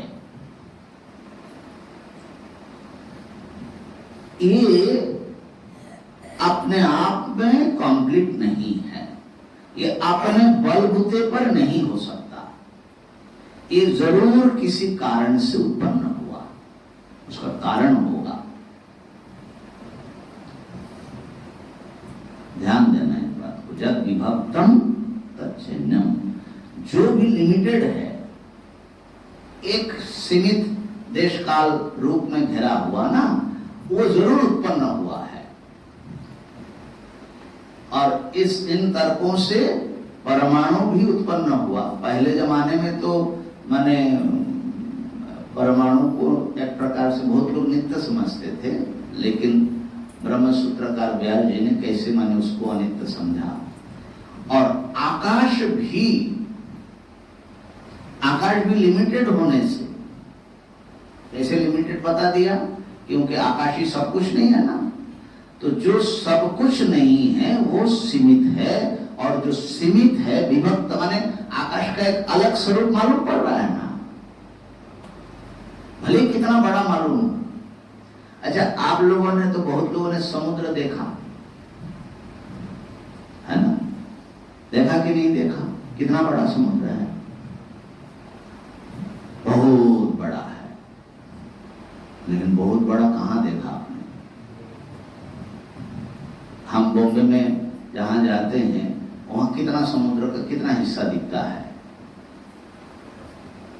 अगर आप देख रहे हो तो बहुत बड़ा नहीं होगा, उतना ही होगा, लेकिन फिर भी उतना जो है वो बहुत बड़े का है। ये ज्ञान, ये बुद्धि से दिखाई पड़ती है, इंद्रियों से तो लिमिटेड ही देखेंगे। इसलिए बॉम्बे का समुद्र, पुरी का समुद्र और अपने रामेश्वरम का समुद्र सब अलग अलग दिखता है, समझ रहे हैं? तो ऐसे ही अनंत को हम इंद्रियों से नहीं देख पाते, बल्कि बुद्धि से भी ठीक से पकड़ नहीं पाते। जो कुछ आप इंद्रियों से ग्रहण करते हैं और बुद्धि से भी एक सुनिश्चित रूप में आप समझते हैं, तो समझना कि वो लिमिटेड है। इसीलिए आकाश भी, और जो सीमित है वो अवश्य ही उत्पन्न हुआ है और नष्ट होगा। तो ये सारे जो जगत है आकाश से लेकर के, ये सब किससे उत्पन्न हो, उसका कारण क्या होगा? ये जो कारण का अनुसंधान है ना, सब कुछ का कारण क्या है, इसके अनुसंधान करते हुए ऋषियों को ये हाथ लगा। जो कारण होगा, सबका कारण होगा, जो किसी का कार्य नहीं होगा उसको पूर्ण ही होना पड़ेगा, वो इन्फिनिटी ही होगा, अनंत होगा। सीमित सत्ता कभी नित्य नहीं हो सकता। तो इसलिए अब कारण तो दिखता नहीं है, कार्य दिखता है हम लोगों को। इसलिए अधः माने वो जो कारण है ना, जिसको हम लोगों ने अभी विचार करके थोड़ा अनुभव करने की कोशिश की, वो जो है पूर्ण है, माने देश काल वस्तु से वो सीमित सत्ता नहीं है, वो अपरिच्छिन्न सत्ता है।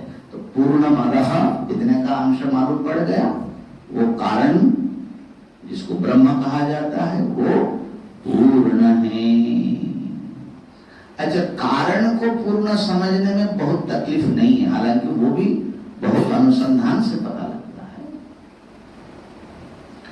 लेकिन ये जो है कार्य के रूप में जो दिख रहा है, सीमित, उत्पन्न हुआ, नष्ट हो जाएगा,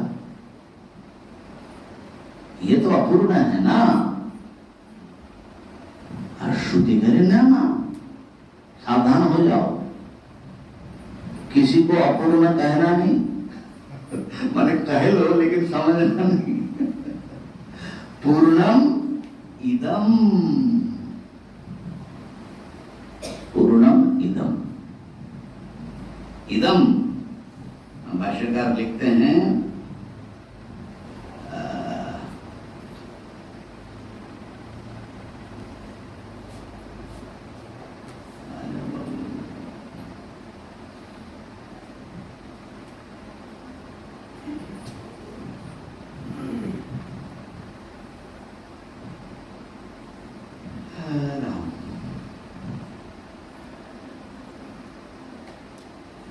अच्छा, तो अधः माने परम ब्रह्म, वो पूर्णम है। तत्संपूर्णम आकाशवद व्यापी निरंतरम निरुपाधिकम च, ऐसा उसका स्वरूप है। माने मन बुद्धि इंद्रिय जो है उसके एक सीमित अंश ही ग्रहण कर रहा है, लेकिन वो जो विराट सत्ता है वो इंद्रियातीत है, निरुपाधिक है। और वही जो ब्रह्म तदेव इदम, ये जो कुछ दिख रहा है सोपाधिकम, माने एक विशिष्ट नाम और रूप आकार लिया हुआ, ठीक है ना। व्यवहारापन्नम, जिससे हमारा व्यवहार हम कर रहे हैं कि मैं जानने वाला हूं, ये जो है ज्ञेय पदार्थ हैं, ये भी पूर्णम, ये भी पूर्ण है। कैसे होगा? कहा कि वस्तु अपने जो उसका वास्तविक स्वरूप है उससे पूर्ण है। स्वेन रूपेण परमात्मना व्यापी एव नोपाधि परिच्छिन्नेन विशेषात्मना। ये बात सही है कि उपाधि परिच्छिन्न रूप में जितना हम देख रहे हैं कि ये यहाँ है वहां नहीं है, इस रूप में तो पूर्ण नहीं है, लेकिन इसका जो स्वरूप है वो पूर्ण है। माने इस बात को समझना है, दृष्टांत से समझने की प्रयास करते हैं। अच्छा, यहाँ पर आकाश, इस सत्संग भवन में आकाश है कि नहीं है? कितना बड़ा है? छोटा ही है, माने छोटा है। क्या ये आकाश जो छोटा दिख रहा है, वो चतुष्कोणाकार दिख रहा है, ये आकाश ऐसा है? नहीं है, नहीं है। आकाश को कोई छोटा बना सकता है, कोई टुकड़ा कर सकता है? तो हमको क्यों छोटा दिख रहा है? क्या उपाधि है?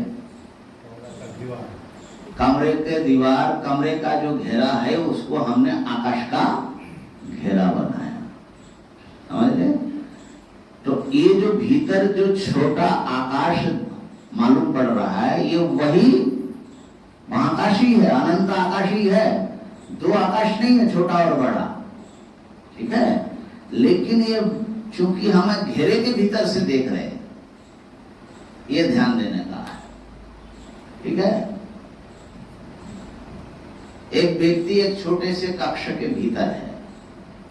अब कई बार हम लोग जब फ्लाइट से जाते हैं तो खिड़की से देखते हैं, तो खिड़की से कितना बड़ा आकाश दिखता है, कितना कैसा आकार का दिखता है, ठीक है ना। तो कहीं पर किसी खिड़की से झांको तो गोल मालूम पड़ता है, किसी से अंडाकार मालूम पड़ता है, किसी से जो है चतुष्कोणाकार मालूम पड़ता है। ऐसे अनेक आकाश और सब छोटा छोटा छोटा छोटा मालूम। लेकिन भैया खिड़की से बाहर आओगे तब मालूम पड़ेगा कि आकाश छोटा नहीं। तो ये जो शरीर इंद्रिय मन का चश्मा लगा करके देख रहे हैं ना, अरे ये तो मकान है, ये तो दुकान है, ये तो मनुष्य है, ये वृक्ष है, ये सूर्य है, ये चश्मा लगाया आपने, ये नाम रूप का चश्मा लगाया, ठीक है ना। लेकिन नाम रूप के भीतर सत अस्तित्व एग्जिस्टेंस है कि नहीं? वो है कि नहीं है? उसकी जो प्योरिटी है वो ज्यों का त्यों है। एक ही सत्ता सर्वत्र है, दूसरा कोई सत्ता है ही नहीं। इसलिए इदम कितना भी अपूर्ण मालूम पड़े, लेकिन इदम भी पूर्ण ही है। इसी जब इदम की पूर्णता का अनुभव होता है ना कि ये पूर्ण है, पूर्ण माने ब्रह्म, तो उसका अनुभव करते अहम ब्रह्मास्मि इति।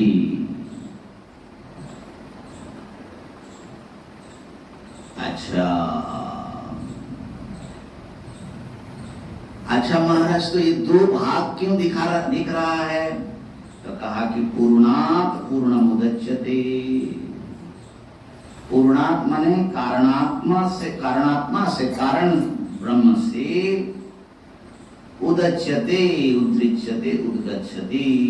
यह पूर्ण जो कार्य ब्रह्म है ये उत्पन्न होता है, प्रकट होता है, तथापि अपना स्वरूप को छोड़ता नहीं है। देखो, मिट्टी का एक पिंड था, मृत पिंड को उसको मसल करके कुंभकार ने घड़ा बनाया। तो अब मिट्टी क्या हो गया? घट हो गया, ठीक है ना, विशेष आकार आ गया उसमें। लेकिन घट होने पर भी वो मिट्टी है कि नहीं है? मिट्टी है। उसके मृतपना, भले आप घट को देख करके मिट्टी को भूल जाते हो, लेकिन उसका मृतपना कहीं जाएगा नहीं। तो जो मृत वस्तु पिंड रूप में था, वही मृत वस्तु अब घट का आकार लिया। मिट्टी वही है, एक बार कारण रूप में दिखता है, एक बार कार्य रूप में दिखता है। तो पूर्ण से पूर्ण निकला। इसका तात्पर्य है कि पूर्ण ही कारण रूप में दिखता है और फिर वही पूर्ण बिल्कुल वही कार्य रूप में आता है। अब मजे की बात यह है, देखो, जैसे मान लो सुवर्ण के एक बिस्किट से वलय है ना बनाया गया। अब जब वलय बनाया आपने, तो वो हाथ में पहन सकते हैं, इसको कान में या नाक में या गले में नहीं पहन सकते। अच्छा, यदि हम उस वलय को तोड़ करके, माने उस सोने से यदि हम हार बना दे तो गले में पहन सकते, लेकिन हाथ में पहन नहीं सकते। अब देखिए कैसे सीमा सीमित हो रहे हैं और अपनी असीमता को छुपा रहे हैं। ध्यान देना। ऐसे ही हमने कर्ण का कुंडल बना दिया, नाक का अपना नोलक बना दिया, है ना, लेकिन कोई भी आकृति वो ले रहा है, सुवर्ण सर्वत्र है कि नहीं? सुवर्ण में कोई सीमा नहीं है। सीमा किसमें, किस कारण से सुवर्ण में दिख रही है? आकार के कारण, ठीक है ना। तो अच्छा, सोने को किसी ने देखा? माताएं समझेंगे कि क्या प्रश्न कर रहे हैं। दिन रात सुवर्ण की ओर ही नजर लगी रहती है। नहीं, सचमुच आपने सोना देखा, प्योर सोना? जब भी आपने देखा होगा सुवर्ण को किसी न किसी आकार में ही देखा होगा। सोना को कहां देखा? कहा कि स्वामी जी वो हर आकार में वही है ना। तो हमारे इंद्रिया हमेशा आकार युक्त सुवर्ण ग्रहण करेगा, लेकिन विवेक जिसका है वो आकार तो उत्पन्न विनाशील है, लेकिन वो जो सुवर्ण तत्व है, पदार्थ है, वो सदा विद्यमान वस्तु है। तो आकृतियों से एक अलग करके सुवर्ण स्वरूप का निश्चय करता है। समझ रहे? तो ऐसे ही एक ही सत वस्तु ये सब रूप लिया। तो सुवर्ण के समान ये सत एग्जिस्टेंस है। सब रूप में, जड़ हो, चेतन हो, आकाश हो, वायु हो, धरती हो, सूरज हो, वृक्ष हो, कीड़े हो, मकोड़े हो, ना। तम जीर्ण दंडी न वंचसी, बूढ़े लाठी टेक टेक करके जा रहा है। कौन जा रहा है? बुढ़ा। आज से बुढ़ा नहीं बोलने का, बुढ़ा होगा तेरा बाप। तो है ना, तम स्त्री त्वम पुमानसी, आप ही स्त्री के रूप में, आप ही पुरुष के रूप में, आप ही बच्चे के रूप में, और आप ही जीर्ण माने बूढ़े शरीर, डंडे के सहारे टेकते हुए जा रहे हो। आप ही हे सर्वात्मा, आप ही बार बार जन्म ले रहे हो, मर रहे हो, लेकिन आप जीव का ये है अनुभव। पूर्णमदः पूर्णमिदं पूर्णात् पूर्णमुदच्यते, ऐसा खुला हो जाना चाहिए। सर्वत्र ब्रह्म दर्शन, उस पूर्ण सत्ता का रिकॉग्निशन, इसको बोलते प्रत्यभिज्ञा। जैसे आपका कोई परम मित्र है, लेकिन 20-30 माने विद्यालय में जिसके साथ ही आपका गल वहिया चलता था, अब बुढ़ापे में वो मिला, आप पहचान नहीं रहे कि कौन है। जब याद दिलाया गया है वो तो ये तो वही है, बोले अरे तुम ही हो ये तो तुम ही हो करके पहले भी देख रहे थे, लेकिन देखना अलग और पहचानना अलग। तो हम पहचान नहीं पा रहे, इसलिए श्रुति कह रहे हैं कि भाई है तो वही, पूर्ण से ही इस सारे जो है तथाकथित अपूर्ण रूप से प्रतीयमान, लेकिन वही पूर्ण है। पूर्णात् पूर्णम उदच्यते। तो अब हमको करना क्या है? पूर्णस्य पूर्णमादाय, ये जो अपूर्ण रूप, माने जैसे कोई नाटक में उतरता है ना, तो राम बना, रावण बना, क्या क्या बना, एक मुखौटा ओढ़ करके आता है ना, ऐसे नाम रूप के मुखौटा ओढ़ करके ये जो आए हुए हैं, तो पूर्ण से वस्तु तो पूर्ण है, उसके पूर्णमादाय, उसकी पूर्णता को ग्रहण कर लो, मैंने पहचान लो। पूर्ण से पूर्णमादाय, ओ मैं ब्रह्म हूं और ये सब वही ब्रह्म ही है, ऐसा जब आप ग्रहण कर लेते हैं, जान जाते हैं कि अहम ब्रह्मास्मि, तब क्या होता है? मैजिक हो जाता है। पूर्णमेवावशिष्यते, इतने जो अनेकता की भ्रांति है, सब जो अलग अलग हम समझते रहे और क्या क्या करते रहे कल्पनाएं, ये एकदम सब अविद्याकृत सारे चीज गायब हो जाता है। एक अद्वितीय परिपूर्ण वस्तु ही शेष रह जाता है। तो इसका पूरा एक बार अनुवाद फिर सुन लो, क्या बोला? वो पूर्ण है, यह पूर्ण है। इसका एक काव्यानुवाद भी हमने किया था, बाबूदा साधन पत्र में प्रकाशित हुआ था, है ना? तो वो पूर्ण है, यह पूर्ण है, पूर्ण से पूर्ण निकलता है, माने पूर्ण ही अपूर्ण रूप लेकर के आता है, लेकिन है पूर्ण। पूर्ण के पूर्ण को लेकर जब आप इस वस्तुतः जो पूर्ण है, प्रतीति में हमारे अनुभव में जो अपूर्ण मालूम पड़ रहा है, इसके पूर्णता को जब हम पहचान लेते हैं, तो फिर पूर्णमेव अवशिष्यते, पूर्ण ही शेष रह जाता है। पूर्ण ही शेष रह जाता है, शेष रहता है। एक पूर्ण ही सब कुछ है। इसका भगवान भाष्यकार ने, हम भाष्य पूरा पढ़ नहीं पाए, कोई बात नहीं, जिनको इसका पर विशेष अर्थ चिंतन करना है वो YouTube में जरूर अनुसंधान करें, उससे वेदांत की बहुत सारी प्रक्रिया जो है आपको मालूम पड़ जाएगा।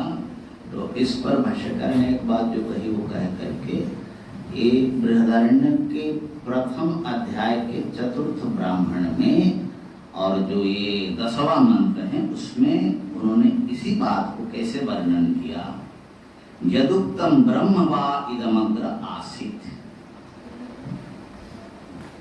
ये इदम माने ये जो अभी जीव रूप में जो बैठे हो ना, ये ज्ञान से पहले माने इस स्थिति में भी, अज्ञान अवस्था में भी ब्रह्म ही वा आसीत्, ये ब्रह्म ही है। आप जाने न जाने, जानने न जानने से आपका स्वरूप का अंतर नहीं होगा। हम नहीं पहचान रहे अपने को, लेकिन है हम ब्रह्म, तो ब्रह्म ही आसीत माने ऐसा नहीं कि हम ज्ञान से ब्रह्म हो जाते हैं, ये भ्रांति है। ब्रह्म ही वो एकदम अग्रे आसीत, अग्रे माने ज्ञान से पूर्व भी, साधक अवस्था में भी। तो फिर क्या हुआ, तद आत्मान में वावेद, उसने अपने आप को पहचाना, किसी दूसरे को नहीं जाना, उस ब्रह्म ने अपने आप को जाना। अरे महाराज कैसा जाना, उसका ज्ञान कैसा हुआ, क्या मैं मनुष्य हूं, मैं फलाना हूं, मैं फलाना, बोले नहीं, अहम ब्रह्मास्मि। ब्रह्म ने अपने आप को पहचाना, अरे मैं तो ब्रह्म हूं, मैं पूर्ण हूं। तस्मात् तत्सर्वम् अभवत्, उतने मात्र से वो जो अपने को एक सीमित देह इंद्रिय आदि वाला समझ रहा था, ये भ्रम टूट गया, सपना टूटा, नींद टूटी और वो सब रूप हो गए। यही जो है पूर्णमदा इस मंत्र का भी अर्थ है। तो इन शब्दों के साथ इस साधना सत्र का, हमारे स्वाध्याय का पूर्णाहुति हो रही है। और 5 जो है शांति मंत्र हुआ, वह अगले साधना शिविर में बाकी 5 शांति मंत्र चिंतन करेंगे। ओम पूर्णमदः पूर्णमिदं पूर्णात् पूर्णमुदच्यते पूर्णस्य पूर्णमादाय पूर्णमेवावशिष्यते। ओम शांति शांति शांति। शंकरं शंकराचार्यं केशवं बादरायणं सूत्रभाष्य कृतौ वन्दे भगवन्तौ पुनः पुनः। ईश्वरो गुरुरात्मेति मूर्तिभेद विभागिने व्योमवद् व्याप्तदेहाय दक्षिणा